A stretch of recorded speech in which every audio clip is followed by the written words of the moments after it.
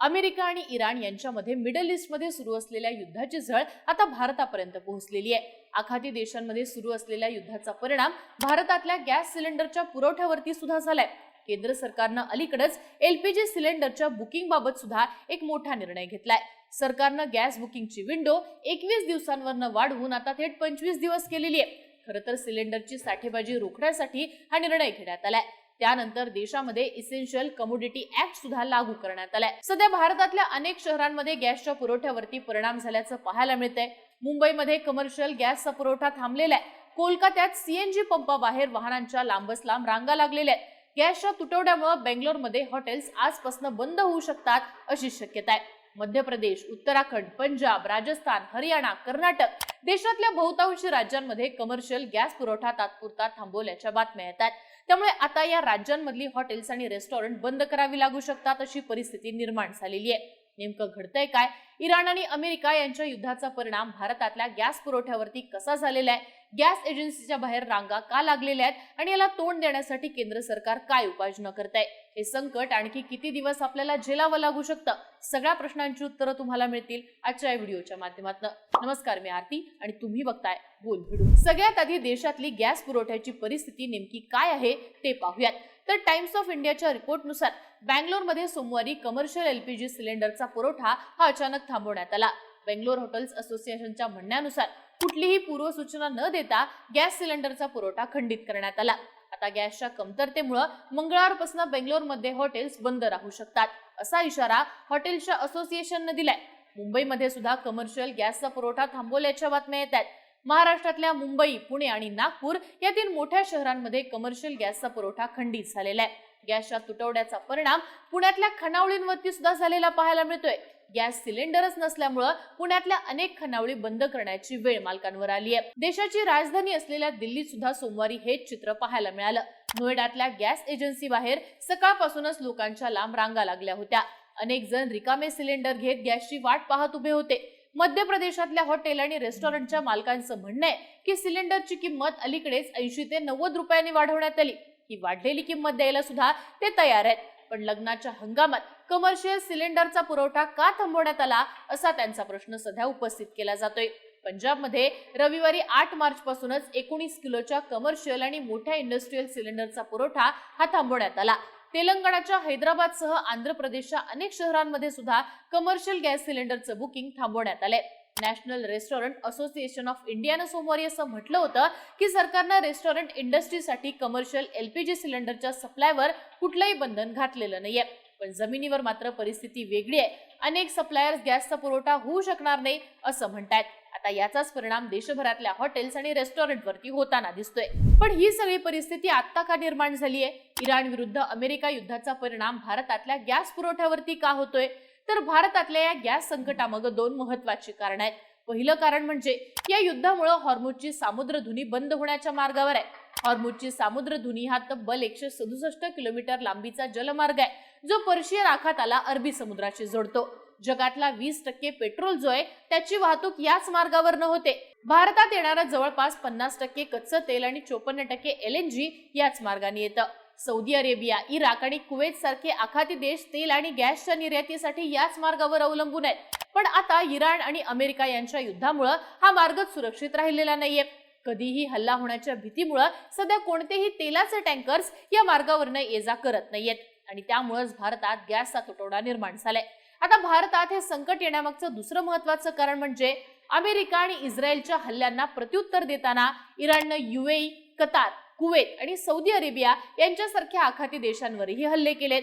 खरं तर कतार हा भारताचा सगळ्यात मोठा गॅस सप्लायर आहे। इराणच्या हल्ल्यानंतर कतारनं आपलं LNGचं प्लांट मधलं प्रोडक्शन थांबवलेलं आहे, त्यामुळे भारताला होणारा गॅसचा पुरवठा कमी झालेला आहे।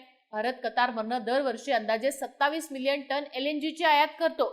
भारताला लागणाऱ्या एकूण LNGच्या 40% पुरवठा कतारमधनच होतो। त्यामुळे कतारनं LNG प्रोडक्शन थांबवल्याचा परिणाम भारतातल्या गॅसच्या पुरवठ्यावरती झालेला आहे। याशिवाय कतारमधनं जे गॅसचे शिपमेंट्स येतात त्यांना भारतात येण्यासाठी हॉर्मुझची सामुद्रधुनी ओलांडावी लागते, पण सध्या हा मार्ग सुरक्षित नसल्यामुळे अनेक शिप्स समुद्रातच थांबलेल्या आहेत। त्यामुळे आता भारतामध्ये गॅसचं संकट निर्माण झालेलं आहे। पण आता या सगळ्या परिस्थितीत केंद्र सरकार या संकटाला तोंड देण्यासाठी नेमक्या काय उपाययोजना करतंय? तर सोमवारी 9 मार्चला केंद्र सरकारनं घरगुती LPG सिलेंडर रिफिल बुकिंगचे नियमच बदलले. सरकारनं गॅस बुकिंगची विंडो 21 दिवसांवरनं वाढवत 25 दिवस केलेली आहे. याचाच अर्थ आता ग्राहकांना एका सिलेंडरच्या डिलिव्हरी नंतर 25 दिवसांनी दुसरं सिलेंडर बुक करता येईल. सिलेंडरची साठेबाजी आणि काळा बाजार रोखण्यासाठी हा निर्णय घेण्यात आलाय. सरकारने देशातल्या रिफायनरीजना LPGचं प्रोडक्शन वाढवण्याचे आदेश दिलेले आहेत. गॅस कंपन्यांना कमर्शियल सिलेंडरपेक्षा घरगुती LPGला प्राधान्य देण्याचे आदेश सरकारकडून देण्यात आलेत. माध्यमांमध्ये आलेल्या बातम्यांनुसार सरकारची प्राथमिकता ही घरगुती ग्राहक अशीच आहे. याशिवाय केंद्र सरकारनं LPG साठी नव्या पार्टनर्सचा शोध सुद्धा सुरू केलेला आहे. यासाठी भारतानं अल्जेरिया, ऑस्ट्रेलिया, कॅनडा आणि नॉर्वे सारख्या देशांशी संपर्क साधलाय अशी माहिती समोर येते.